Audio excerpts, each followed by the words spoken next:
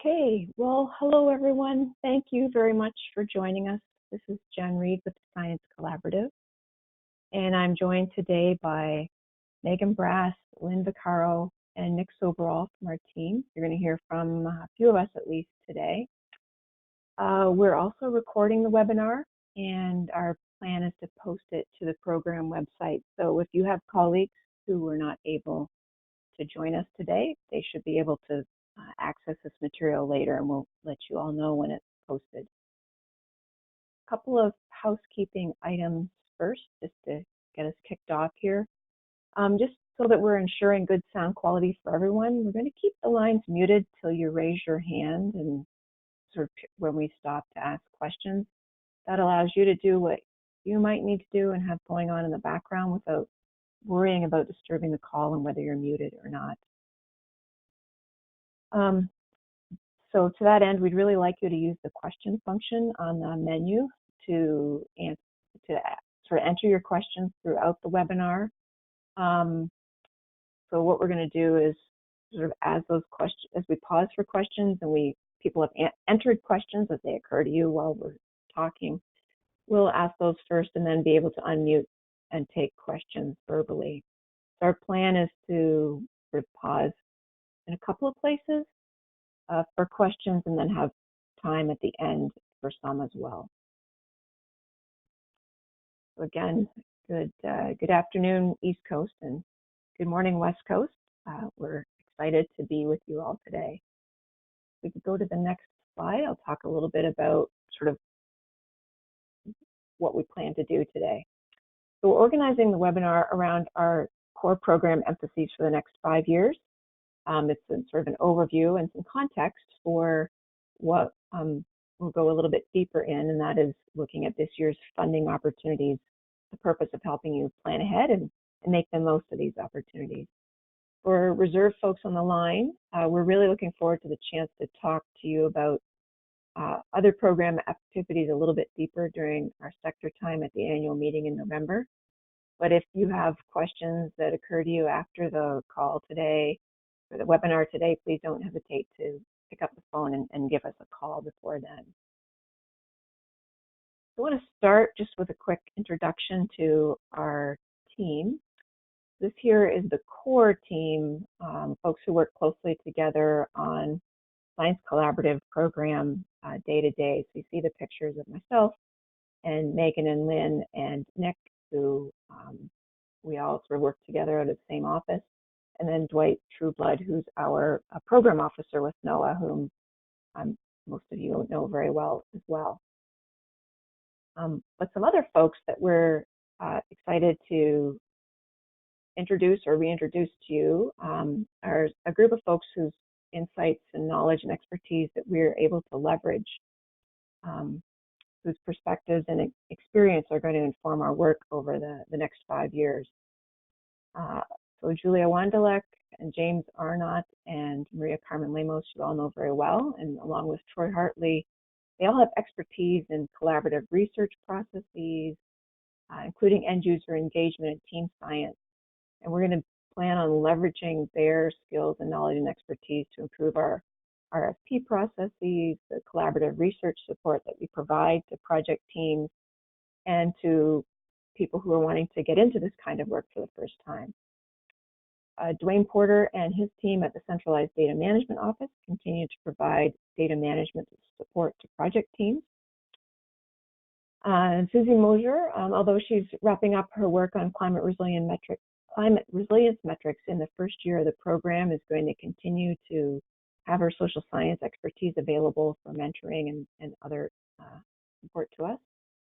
And we are excited that we've been able to tap Betsy Blair, whose depth of collaborative research experience and knowledge of the system is going to be brought to bear and energizing our advisory board. She's going to serve as chair of the Science Collaborative Advisory Board. And we're also pretty excited to engage Tina Anderson-Smith, whose expertise in evaluation has helped us identify an approach to evaluation that complements our adaptive management approach and enable us to be responsive to the system in near real time. And finally, Limnotech, those of you who you know their work through the work Julia Padilla did on the swamp visualization work. So they're on the team and available to be activated should we have the need for the kind of expertise that they bring. So we have the ability to tap them if we need to. So looking ahead to the next 5 years, so based on guidance from NOAA, we have basically 4 core emphases for our program over the coming 5 years. They're going to look familiar to you all because they're very similar to the goals that guided us over the last 5 years. First and foremost, delivering a comprehensive national and competitive collaborative research program, one that provides meaningful project opportunities and maximizes benefit to the NERRS system and our end users.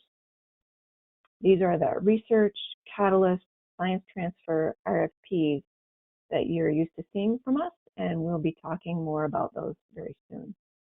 You'll see that the differences among the opportunities are clearly articulated, and we'll be looking for teams to select the right opportunity for their idea. Before we talk more about that, though, we're going to talk a little bit about science transfer to support sharing and transfer of research outputs, monitoring information and knowledge related to methods, best practices, lessons learned, and tools developed among the reserves and with other stakeholders across the system and the larger coastal community. This would include our science transfer RFP, but also our communication activities to share findings and products that come from both the individual projects that are supported through the program, as well as the work that we're doing to synthesize across the projects and tell sort of a larger story of the body of work. A more explicit goal for us per guidance from NOAA is to build capacity of the reserves to develop and practice collaborative research projects. That is really broadening the reserves' participation and funding opportunities. We have some initial ideas that we've got planned for this year, a new proposal writing tool, a panel webinar about conceptualizing and designing collaborative projects, and some other elements. And we're looking for additional ideas to consider and generate through a series of conversations and input from reserves, and then later as we talk to you all at the annual meeting. And finally, our last sort of piece that sort of fills out the program is our desire to manage the program adaptively, to iterate our program processes and priorities based on an explicit adaptive management process. That process is informed by NOAA, of course, OCM, all of the NERRS sectors, the experts and partners that sit on the Science Collaborative Advisory Board, and feedback from our applicants to the program. And it includes ongoing evaluation activities that occur at the project and program level. So let's talk just a little bit more about some of these. Thinking about supporting the transfer of science-based information. It's definitely a key emphasis of what we're doing at the Science Collaborative. We do it through a few activities, science transfer grant, a webinar series that we've been hosting for over a year now, a communication efforts that are looking to integrate across projects, and a program website, a new program website we launched early in 2019 where all of this information can be found.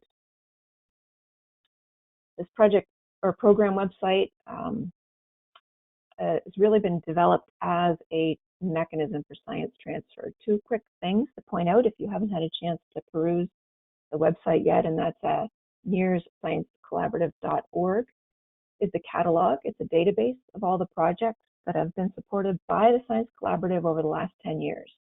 You can search for projects by a variety of set keywords as well as your own keywords you might want to enter. Project summaries are there and copies of the products that have been generated by the project team. There's also a resource library that's being developed to allow people to really dig into the different types of products that have emerged from all the projects. That might include things anywhere from K-12 curriculum to articles that have been, and reports that have been developed, as well as data sets and online tools. Again, There are set keywords, free-form searches that help you dig down and find these resources. So a little bit more about broadening reserve participation. So when NOAA developed the most recent call for applications for teams that would host the Science Collaborative, that federal funding opportunity really highlighted this particular program emphasis very explicitly. Essentially, NOAA's asked us to think carefully about how the program can foster broad reserve participation across funding opportunities. It means making sure the program is accessible and relevant to applicants from all reserves across the country, and that funding opportunities engage the different types of professionals in the system that are there. For example, enabling educators and stewardship coordinators to lead or actively participate in and benefit from projects. So we have some strategies that we propose and have already underway this year.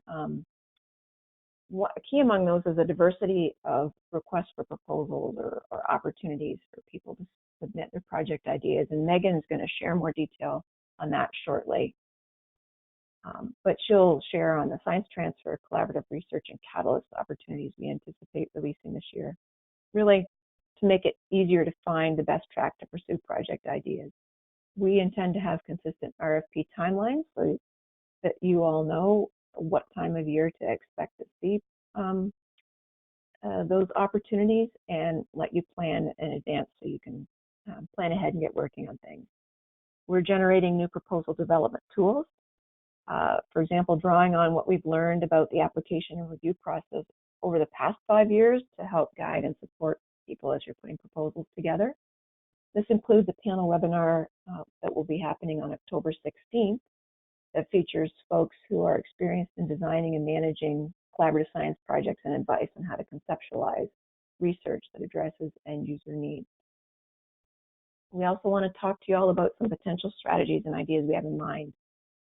And we hope to be able to do that at the NERRS annual meeting, potentially seed funding, maybe some training opportunities, thinking about developing sort of supportive and generative communities of practice. Other ideas you want to bring to us, we're very open to considering those. And the fourth area of emphasis for the Science Collaborative is our ongoing commitment to manage the program reflectively and adaptively.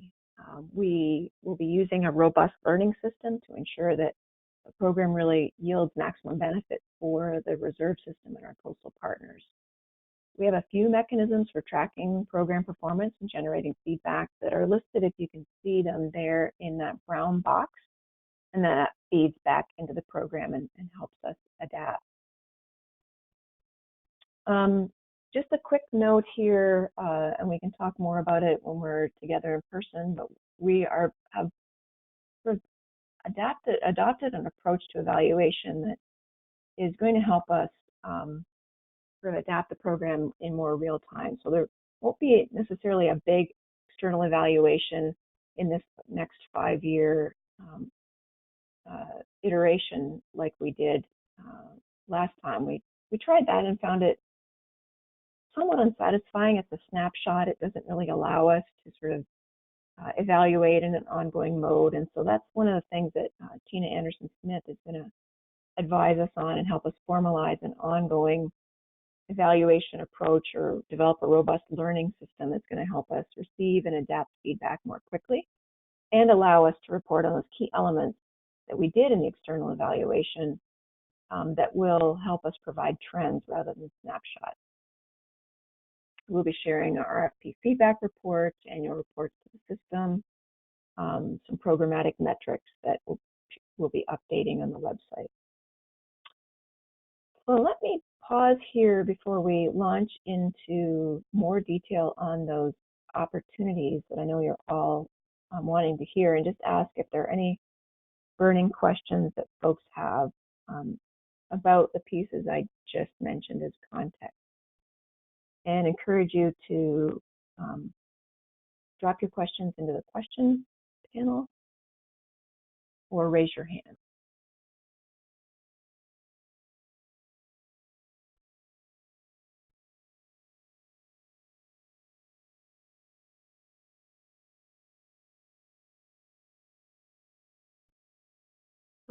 doesn't look like we have any yet.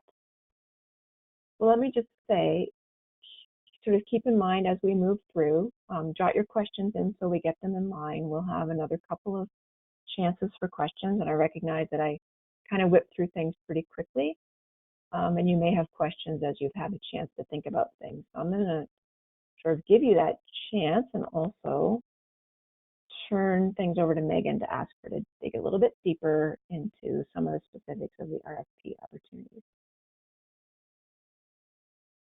Sure. Thanks, Jen. So I'm going to start out by providing an overview of the 3 different funding opportunities that we'll be offering over the next 5 years to give you a sense of their cycles. And then the next slide, I'll focus a bit more on this year's RFPs. And then a little later on, Lynn and I will get into what sets these different grant types apart from one another. So by popular demand, we'll be offering 3 different types of funding opportunities at various times of the program to give you maximum flexibility for pursuing the type of grant that fits your idea. The first being collaborative research. This is our largest grant and the only type of project that allows for new data collection. We plan to run 3 research competitions over the next 5 years. So this fall, the fall of 2020, and fall of 2021. And as before, the focus will be on projects that meet management needs and engage end users through strong collaborative research approaches. The next grant opportunity is Catalyst here in the middle of the table. These are medium-sized grants that are 1 year in duration. We actually released an RFP for what we call Catalyst projects just once, and that was back in fall of 2017. And we actually received a record number of proposals. So we're actually really excited to offer this opportunity in this first year of the cooperative agreement. The project can potentially jumpstart an idea that could lead to a bigger grant next year or the year after. And we also plan to solicit proposals for these 1 year projects in year 4 of the cooperative agreement. The third type of grant opportunity, which is another really popular opportunity, is science transfer. These are our smaller awards because they leverage existing research and knowledge. They identify new opportunities to put science to work for the benefit of coastal communities and ecosystems. And we plan to offer the science transfer RFPs annually over the next 4 years. So that's kind of a snapshot of the 3 different opportunities. And this next slide, like I said, is focusing on the coming year. So starting in the fall, we'll be offering all 3 types of RFPs. We've offered them all in the past, but never at the same time, like in a single year. So this is new and exciting for all of us. So I'll let you read through the details here, but want to point out a few highlights. And please note that all the dates are tentative and will be finalized in the request for proposals, but these are really good estimates of key dates to keep in mind. So looking at the timeline here, you see that collaborative research and Catalyst RFPs will be released by mid-October, and science transfer will be released in January of 2020. The first major deadlines for Catalyst and research will be in December. Catalyst will have an LOI due, and research pre-proposals will be due in December as well. Catalyst proposals will be due in February, right around the same time that the invitations for research full proposals will be made. And this is actually intentional, and I wanted to point this out because we'd really like you to choose the right RFP for your idea rather than submitting the same idea to 2 RFPs. We think this is really important for refining your idea, and it's a lot more efficient for us. Science transfer proposals will be due in March. Research full proposals in April. And a general rule of thumb in thinking about the manager assessments is that, those are the documents that get submitted directly from the reserve managers to the program to provide input on the proposals.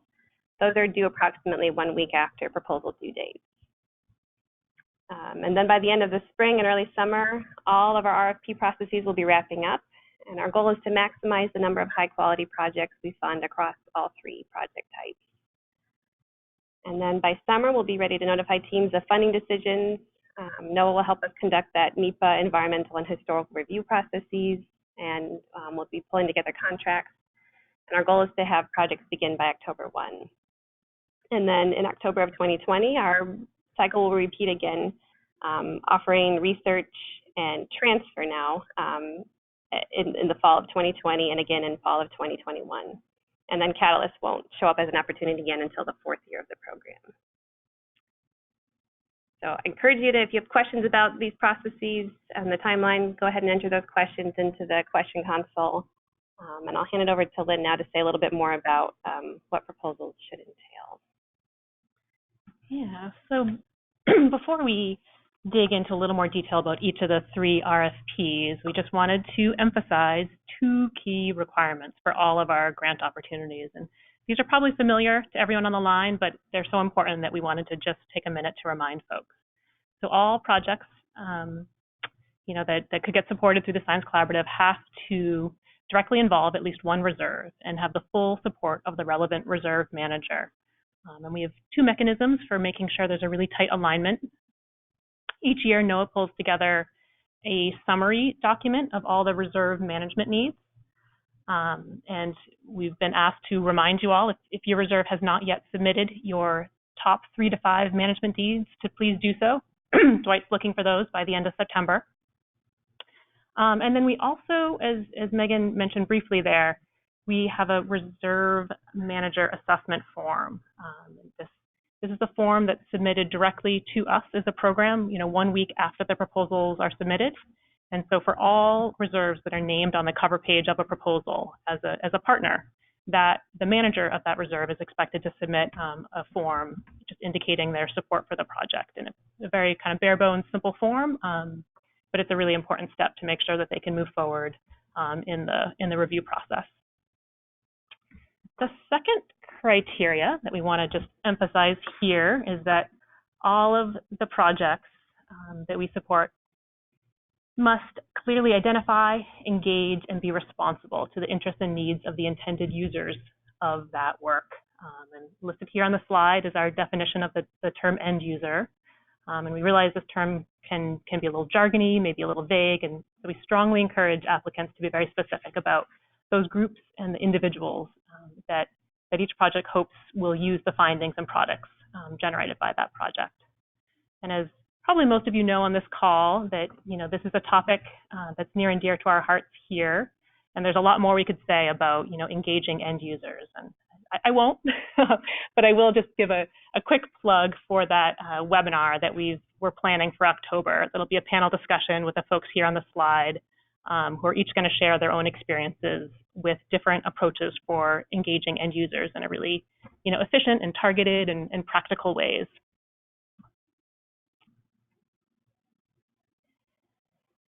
So yeah, let's dig into the 3 different types of projects. We thought we'd spend a little time just highlighting the key characteristics and then share a few examples of projects that have been funded under those kind of 3 different project types to help distinguish among the opportunities. So we'll start here with collaborative research. This is our, as I said before, this is our largest grant opportunity. We expect to make awards of up to $600,000 for projects that last up to 3 years. This grant opportunity involves a mandatory pre-proposal, and full proposals are by invitation. And you can see the anticipated timelines for each phase. So these grants are meant to support the generation of new science using an end-user-driven collaborative process that results in research that produces data, tools, and other products that will inform decision-making. And this includes social science projects. We intentionally build review panels with the expectation that we'll get some social science research proposals. So please do submit those ideas. These topics could include, for example, educational research topics, economic evaluation, or studies of human perceptions and decision making. One thing to note that we're doing a little bit differently this time around, this RFP will include research projects only. So ideas for integrated assessments, for those of you who recall the prior iterations of these RFPs, those integrated assessment ideas should be submitted to the Catalyst RFP. So I think, so next we'll kind of highlight a couple of project examples to kind of give you a sense of those key attributes of the research projects, namely, how the research is connected to a decision, or to decision making, specifically related to reserve management needs, and then really targeted and thoughtful engagement of end users. So I'll start by highlighting one project led by Kenny Raposa, Kirstine Wasson, and Jen West, who are all from the reserve system, looking at thin layer sediment placement as a potential adaptation strategy to enhance coastal marsh resilience. And they're doing this by conducting a replicated restoration experiment at 8 reserve sites across the country to test this strategy. Their end users include reserve staff and state, regional, and national partners that are involved with funding and permitting and implementing coastal management strategies. And so their end users are really concerned with understanding whether thin layer sediment placement might be a strategy to increase the resilience of their marshes. And if so, how they might go about these types of projects, like how do you navigate the permitting process and what monitoring is appropriate. So they did this by engaging end users as the project was being conceived of. The project team interviewed a large number of end users to understand their specific questions and needs. And end users are also part of the implementing team. The work is informed through regular engagement of team members and also that of an advisory committee made up of kind of a broader set of end users.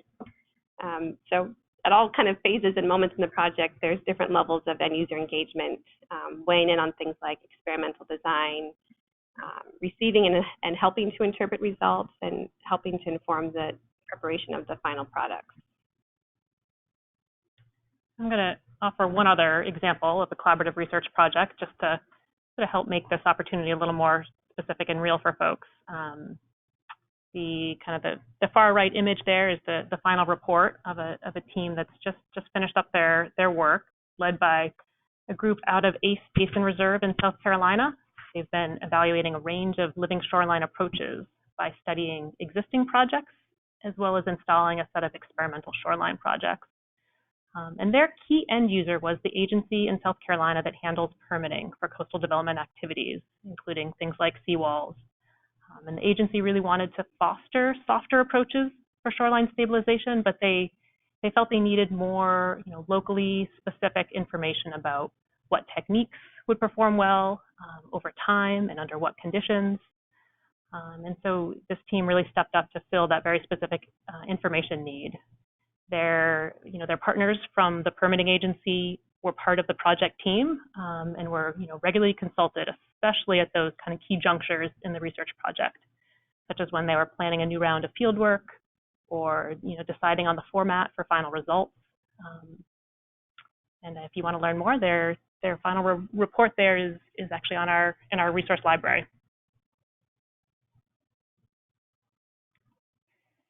So now I'm going to just give you a little snapshot of the Catalyst grant opportunity, which will be released at the same time as the collaborative research opportunity. As the tagline states there on the slide, we see Catalyst grants as targeted investments for advancing a collaborative research idea. And this can encompass a range of activities. So we're going to offer a few examples here in a minute. But first, a few specifics. These awards are for projects that can be completed in just a single year with a budget between 75 and 200K, with the larger range of budgets expected to be for projects that involve multiple reserves, so bigger in scope.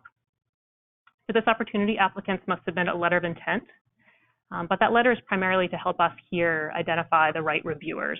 We're not offering any feedback on the letters. And you can see our anticipated timelines for each phase on the slide there. And so what are these Catalyst projects intended to do? We see Catalyst projects as fitting into one of 3 objectives. And in fact, you have to specify which objective is most appropriate for your particular idea in your proposal.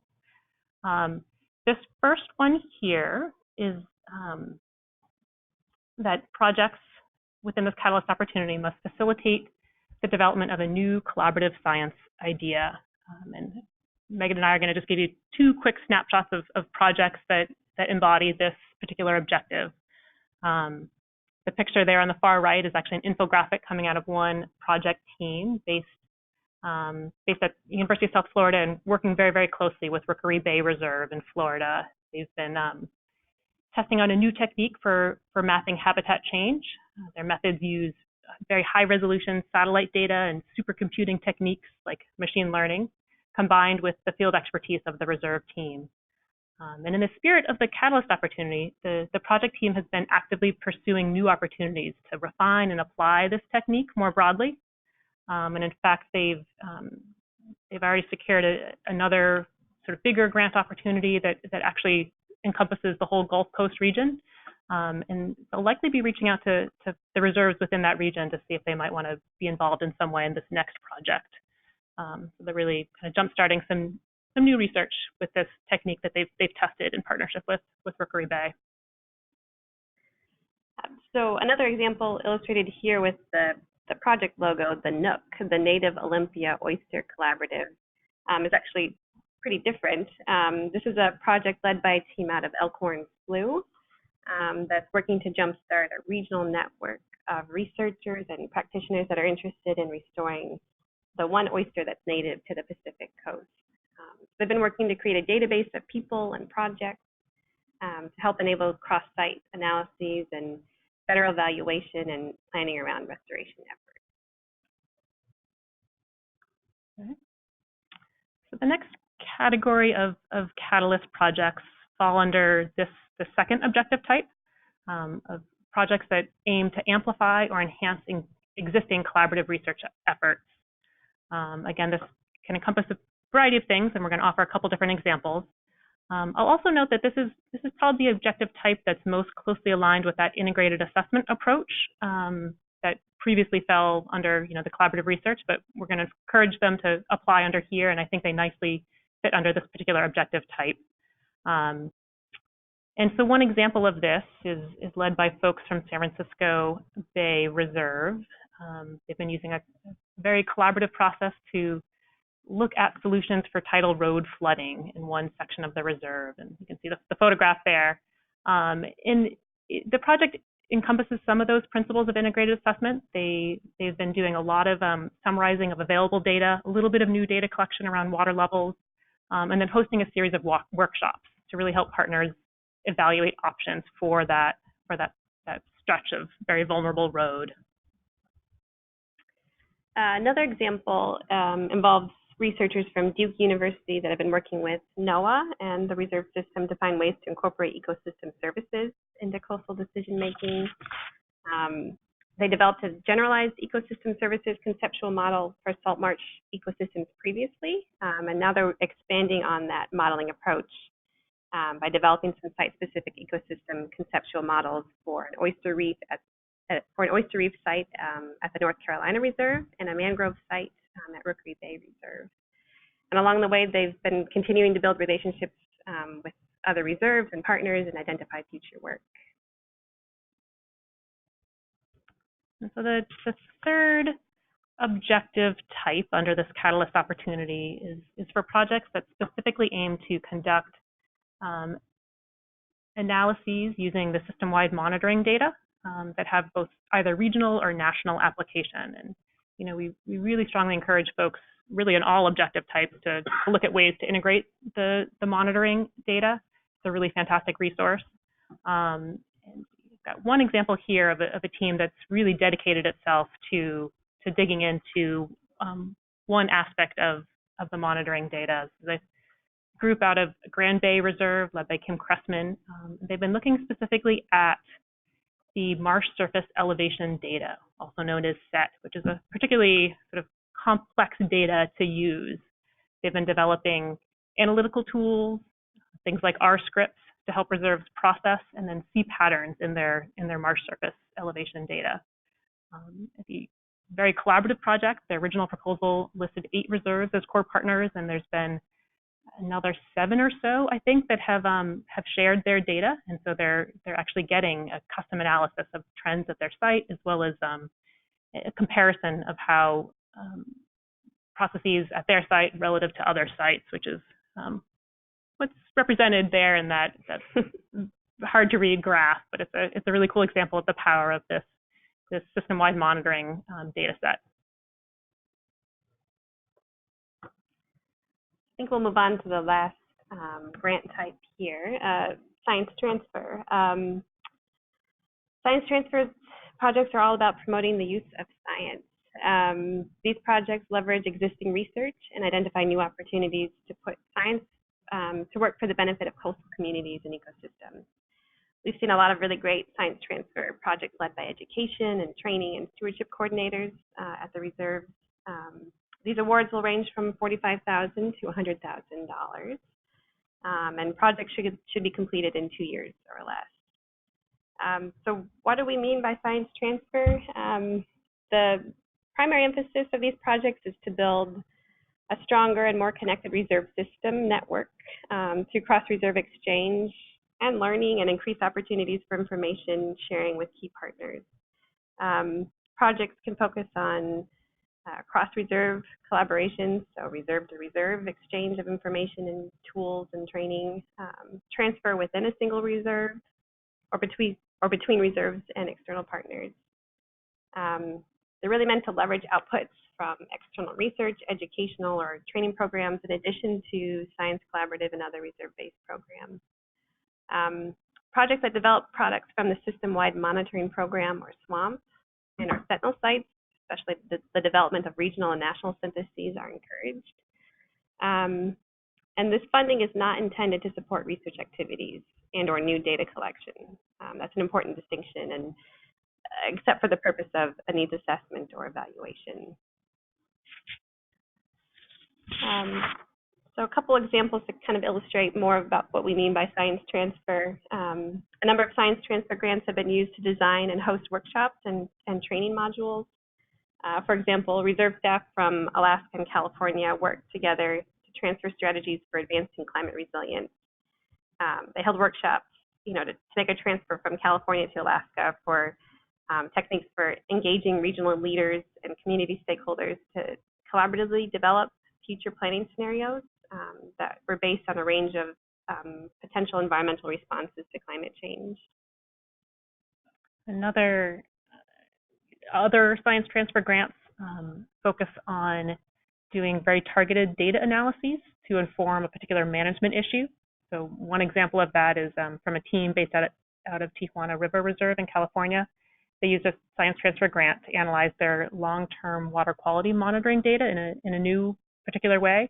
They looked at how the status of the estuary's opening to the ocean affected dissolved oxygen patterns, and then used those findings to help managers think a little more deeply about whether interventions such as mechanical breachings of the lagoon mouth are necessary and appropriate.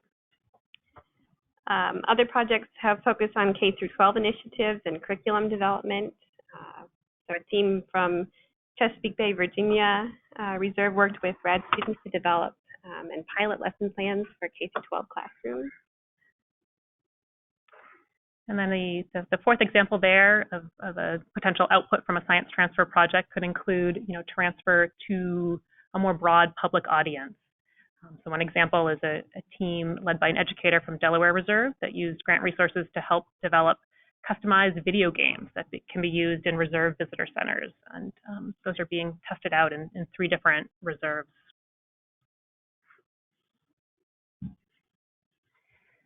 So that's kind of a snapshot of these 3 different funding opportunities, hopefully with some examples that can help make the opportunities feel a little more tangible. I'm going to pass it back to Jen now to just talk about some next steps, and then we'll open it up for questions. Thanks, Lynn. So yeah, this is our last slide, everyone. So just sort of looking ahead, so we are planning to release the Research and Catalyst RFPs in mid-October. And about that same time will be that panel webinar on conceptualizing and designing collaborative research, so please check that out. We will also, with those RFPs, have our typical RFP webinars for questions and answers about the content of the opportunity, and the dates are up there for both the Catalyst and the collaborative research, as well as the transfer one, which will be released, science transfer again early in the new year. A number of project teams will be at the Coastal Estuarine Research Federation SURF meeting coming up this fall. So if you're there, look for Science Collaborative projects. And then we are all looking forward to connecting with you all at the annual meeting. We'll be meeting with each sector. We will also have a table at the swap meet during the poster session. And just look forward to connecting with you all in the hallways and over meals and all that fun stuff. So we have some time now for some questions. Again, if you can, use the question function to enter your questions. We're going to answer the written questions first, and I know that we've got a few, and then we will, if you raise your hand after that point, we'll take questions verbally. Just identify yourself as you ask your question. So let's take a look here. So we have a question about why is the Catalyst opportunity only being offered twice? A great question. It was definitely well received. It was sort of looking across the resources that were available, decided offering it once at the beginning to allow people to jump on the collaborative science opportunity, sort of longer projects, use it for that, or towards the end is sort of augment an idea or get that jump onto the next iteration of Science Collaborative seemed to be the right balance. There was a question earlier about where the integrated assessment went, and I think Megan and Lynn covered that really clearly, but just as a quick reminder, the Catalyst opportunity is that place where integrated assessment ideas can be used. So we have another question for projects that are intending to synthesize swamp data. Is there a recommendation for choosing either a Catalyst or a transfer grant? I think that's a great question. And I think it really depends on what the purpose of synthesizing the swamp data is, frankly. I think, it can fall under either of those really depending on what the goal is. So that's kind of one of those opportunities to have a quick conversation with us. Give us a call, and we're more than happy to sort of talk through and help you get to the right opportunity. So we have a question about accessing a recording of the webinar, which I think I said at the outset, I hope I did, that we are recording this, and we will post it to the program website and distribute the information that it's being posted via the way you learned about this webinar. So we'll get that back out when we've got it posted. A great clarification question about the award limit for science transfer projects. One slide indicated up to 100K and the other said 45K. So we're basically looking for projects sort of within that framework between 45 and 100K. So it's an opportunity if you have a great idea but only need a small budget, don't hesitate to submit. But also if you need a little bit more funds, we've sort of raised the budget on science transfer because they've been very well received as well. Great question about how many collaborative grants we expect to fund this cycle. I know it will depend, what we receive, and our goal is always to fund the very best. But basically, looking at things this year, we're sort of planning something like, but again, depending on what we receive and how they all work together, we have funds for, up to 6 research projects, up to 6 Catalyst projects, and 6 to 8 science transfer projects, all depending, of course, on whether the best projects sort of max out the budget. but we should have a good set of projects come spring to be able to report back to you all. So the question is whether the science transfer RFPs are going to be offered annually for 4 years, and yes, that is our intention to have those every year. A quick nuance, and I want to double check with Megan and Lynn about that. This year, science transfer will be offered in January, but I want to double check that I understood correctly. Sometimes it floats around a bit that we will be offering science transfer next fall with the research RFP. Is that correct? That's correct. Yes. So in years 2, 3, and 4, 2 and 3, you should look for it in the fall. 4, it might pop back out to January because of we'll be offering the Catalyst RFP opportunity again. If you guys don't mind popping to the last slide in the deck, also there's some contact information for us on that. Yeah, so if folks have follow-up questions they want to ask, that would be great. So I have exhausted all the questions that have come through the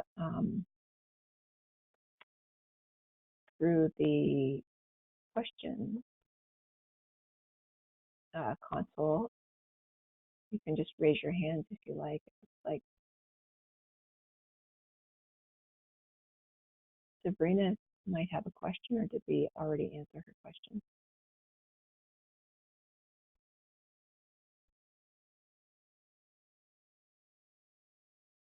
Maybe we answered it.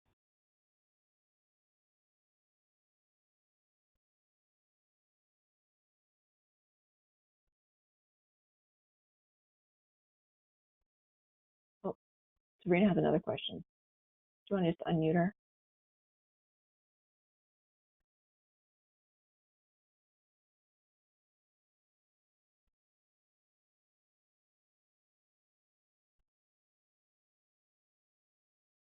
Sabrina actually just typed it in, so I can verbalize it. How many times will the collaborative research RFP be offered? Oh, thanks, Megan.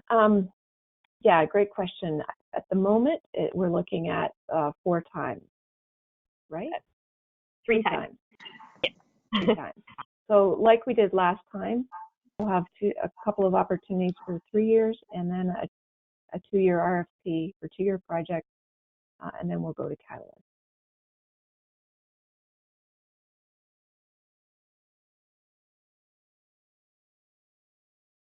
I should also say Megan and Lynn, don't hesitate to jump in and correct me if I get anything a little cockeyed.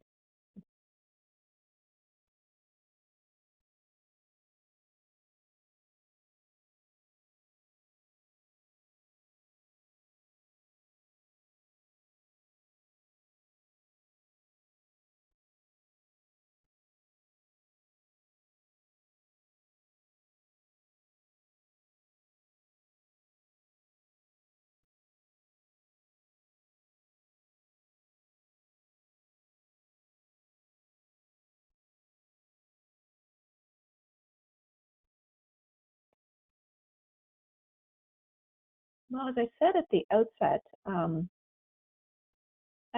actually, Sabrina, do you have another question? Looks like she's got her hand raised again.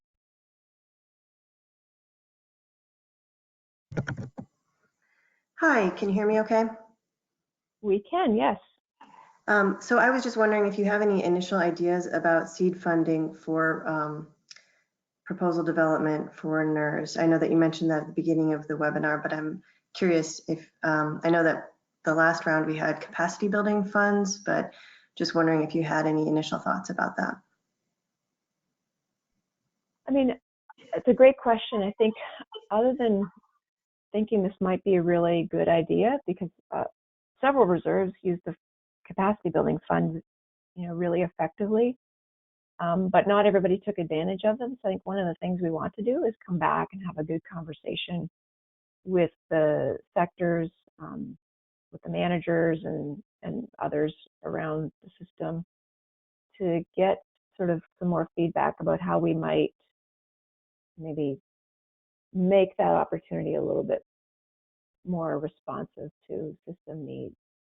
So the idea is out there, and we'll definitely be looking for thoughts that you might have to share with us, either now or between now and the annual meeting or at the annual meeting.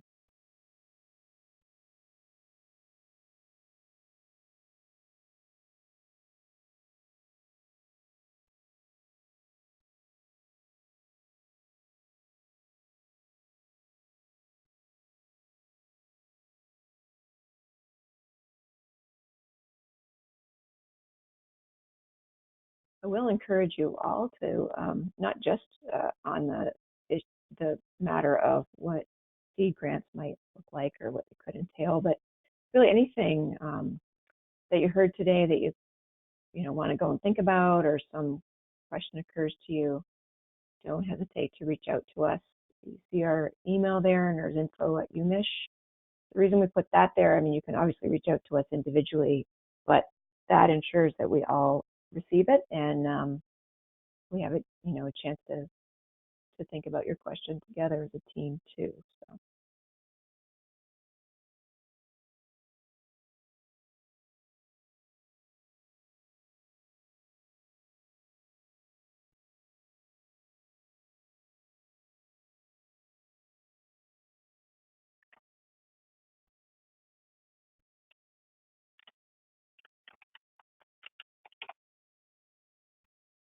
So we really appreciate folks'